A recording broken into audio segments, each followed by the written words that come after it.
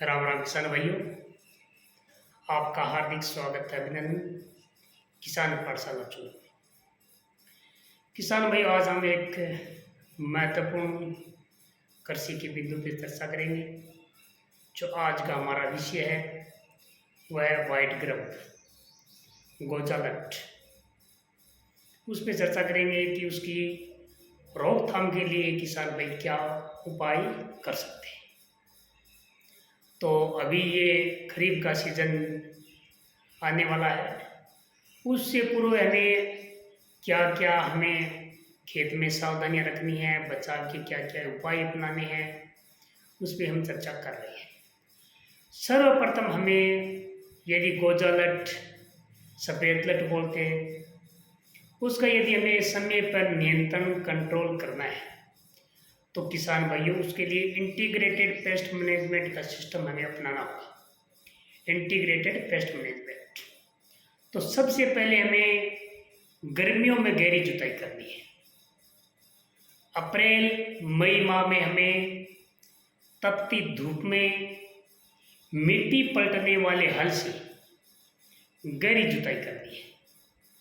और जुताई करने से हमारे खेत में वाइट ग्रब के, गोजा के जो भी अंडा, पिप्पा या एडल्ट जो भी ज़मीन में है वो तपती धूप में बाहर निकलेंगे और उसको जो भी पक्षी है वो उनका भक्षण कर लेंगे और साथ में तपती धूप में वो खत्म हो जाएंगे। गहरी जुताई इसका एक प्रमुख और प्रथम कार्य है। गहरी जुताई हमने कर दी, उसके बाद में हमारे खेत में जितने भी पेड़ पौधे हैं, खेजड़ी है, बबूल है, बेर है, इन पौधों की हमें छंगाई करनी है, कटाई छंटाई करनी है।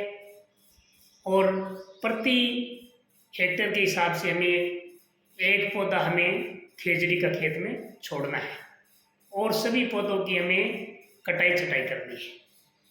ये कार्य हमें अप्रैल और मई माह में ही कार्य करना है।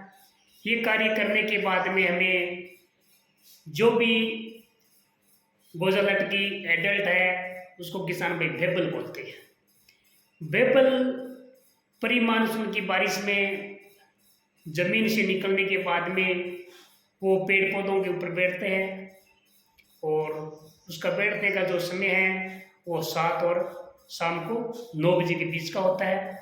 उस दौरान वो अपनी मेल फीमेल मीटिंग की क्रिया करने के पश्चात वो मिट्टी में अंदर धंस जाती है और वहाँ पे फीमेल है वो अंडे देती है और अंडों से फिर वो गोजालट बाहर निकलती है। और गोजालट अपने जो खरीफ की फसलें मूंग, मोट, ग्वार, बाजरा, मूंगफली की बिजाई करते हैं, उनके जो भी नोडल्स होते हैं या उनकी जड़ें होती है उनको खा के वो पेड़ अपनी जो भी फसलें उनको ख़त्म करती है।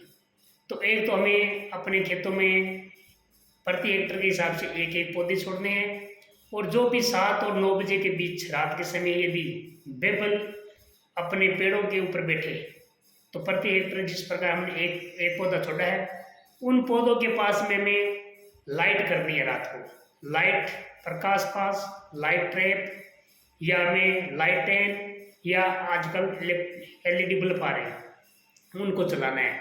जितनी भी खेत की बेबल होगी वो खेत में 5-4 पौधे होंगे, उनके आसपास वो सारी पौधों पे एकत्रित हो जाएगी।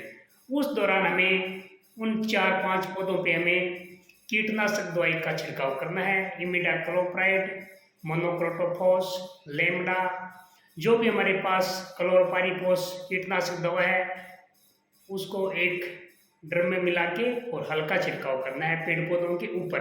जितनी भी उन पेड़ पौधों पे बेबल होगी वो पूरी खत्म हो जाएगी, जिससे कि वो ज़मीन में अंडे नहीं देगी और अंडे नहीं देगी तो हमारे खेत में गोजा नहीं आएगा। ये हमें एक दूसरा प्रैक्टिकल करना है इसी सीजन में हमें। और उसके बाद में हमें यदि ये लगे कि अभी भी यदि गोजालट आने की संभावना है तो बिजाई के टाइम हमें बीज उपचार करना बहुत ज़रूरी है।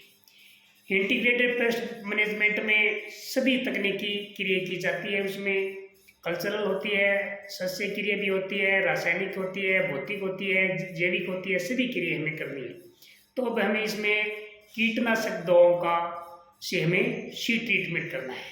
जैसे हमें मूंगफली का बीजान कर रहे हैं तो उस स्थिति में हमें इमिडाक्लोप्राइड 17.8 SL नाम की जो दवा आ रही है 3 ml प्रति किलो के बीज के हिसाब से बीजोपचारित करना है। बीज उपचारित हमें अच्छी तरह से कर दिया है, उसके बाद में 6 में सुखा के हमें बीजान करना है।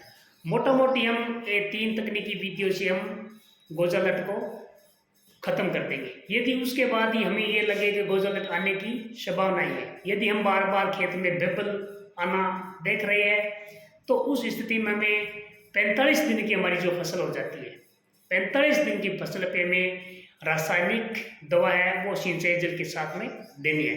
क्लोरोपाइरीफॉस 50 cc नाम की जो दवा आ रही है 250 ml 250 ml दवा प्रति बीघा के हिसाब से सिंचाई जल के साथ देने से जो भी हमारे खेत में गोजालट है, व्हाइट ग्रब है, वो पूरी खत्म हो जाएगी। इस प्रकार की हमें तकनीकी विधि अपना के हमारे खेत में कम लागत में हमें गोजालट को खत्म करना है। इस विधि से यदि किसान भाई समय पे सावधान होंगे, यदि ये क्रिया सभी किसान अपनाएं तो ये हमारे लिए लाभदायक है।